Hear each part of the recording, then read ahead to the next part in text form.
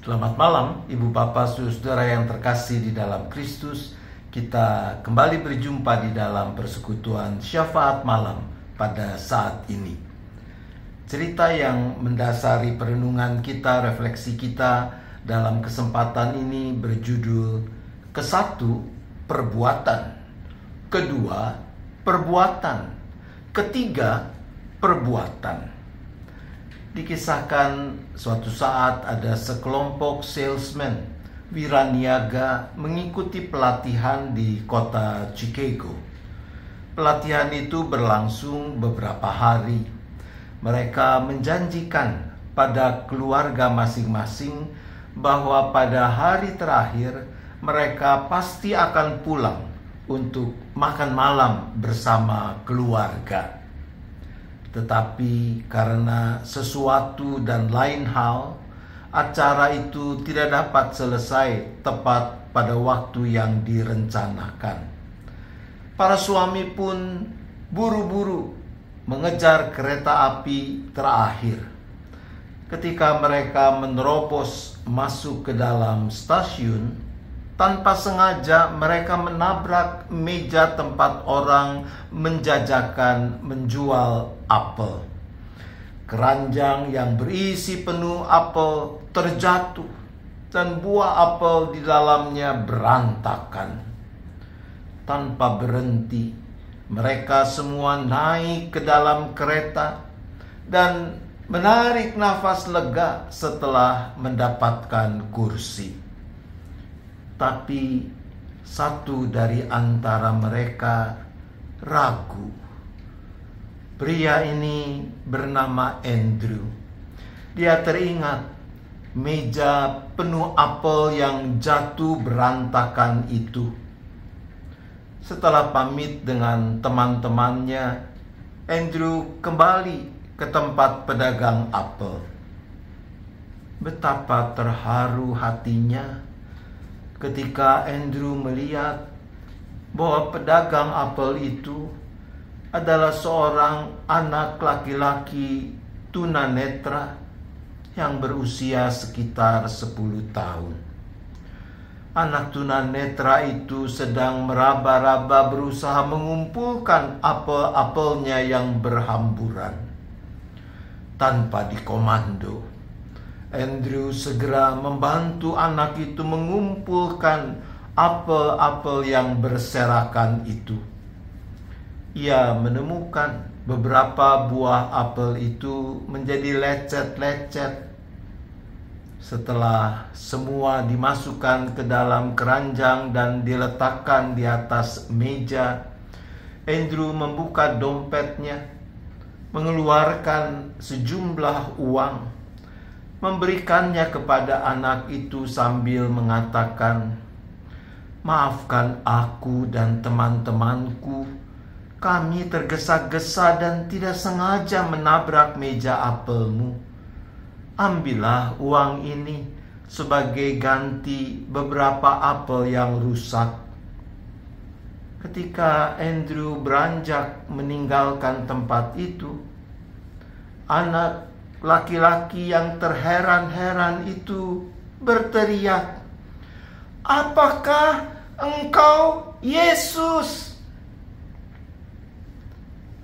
Ibu bapak, saudara yang dikasihi Tuhan, ketika ditanya apa yang membuktikan bahwa seseorang adalah pengikut Kristus yang sejati, seorang bijak mengatakan ada 3 hal.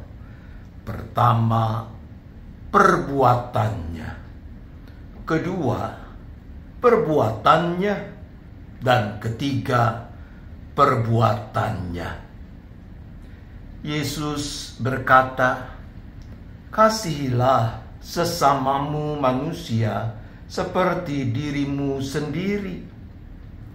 Lagi ia berkata, "Segala sesuatu yang kamu kehendaki supaya orang perbuat kepadamu, perbuatlah demikian juga kepada mereka.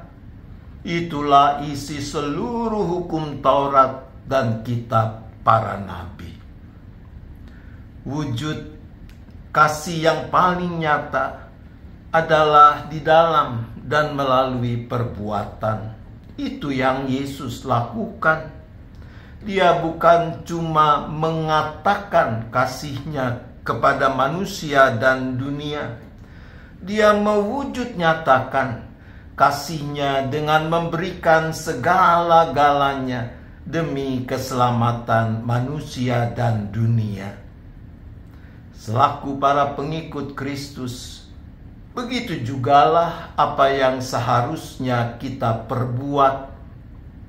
Di dalam surat 1 Yohanes pasal 2 ayat 6 dikatakan, siapa yang mengatakan bahwa ia tinggal di dalam Dia, ia wajib hidup sama seperti Kristus telah hidup. Tuhan menolong kita. Amin. Mari kita berdoa. Bapa di surga, ampunilah kami. Sekiranya di sana-sini kami gagal mewujudkan kasih di dalam dan melalui perbuatan. Tuhan, ampunilah kami.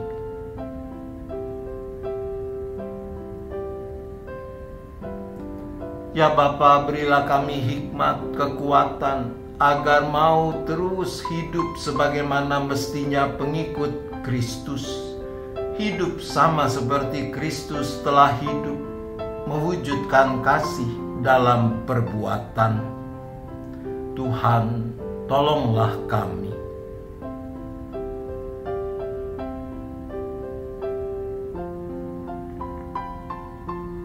Saat ini kembali bersahati kami berdoa untuk setiap anak-Mu, baik anggota maupun simpatisan seisi keluarga masing-masing, dengan pergumulan-pergumulan yang sedang mereka hadapi. Mungkin ada yang masih bergumul dengan sakit penyakit. Ada yang sedang terbeban karena masalah sumber penghidupan, pekerjaan, usaha. Ada yang punya pergumulan terkait dengan mencari pasangan hidup. Ada yang masih bingung untuk masa depan, entah berurusan dengan studi, perjodohan, pekerjaan, dan sebagainya. Bagi mereka kami berdoa.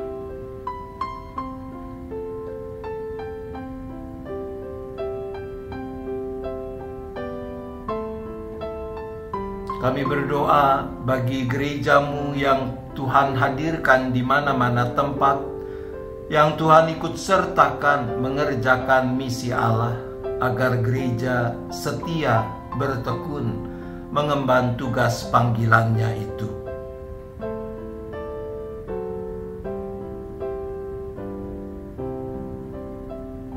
Khususnya kami berdoa bagi jemaat GKI Gading Indah dengan berbagai kegiatan dalam hidup persekutuan, pelayanan, dan kesaksiannya.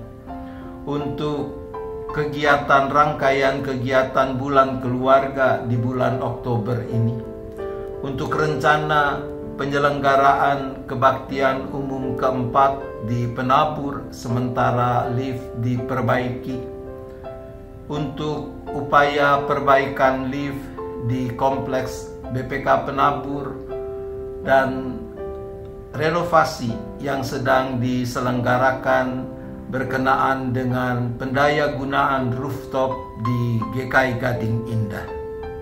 Untuk itu kami berdoa.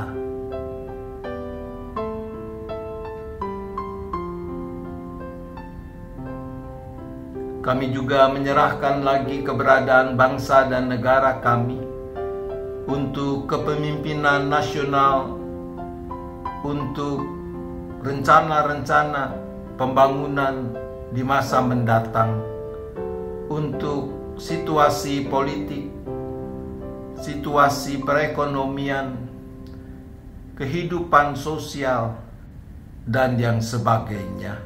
Untuk itu kami berdoa.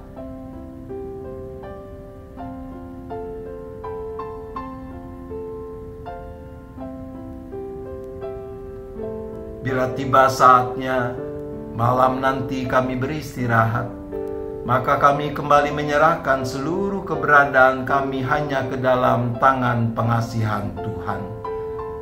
Biarlah kami dijauhkan dari mara bahaya, malapetaka. Kami boleh beristirahat dengan cukup, dan besok menyambut hari baru dengan penuh syukur, dengan semangat yang terbarui untuk makin memuliakan nama Tuhan. Terima kasih ya Bapa, kami memohon hanya di dalam nama Tuhan Yesus Kristus. Amin. Selamat malam Ibu Bapak Saudara-saudara, selamat istirahat. Tuhan tetap beserta kita.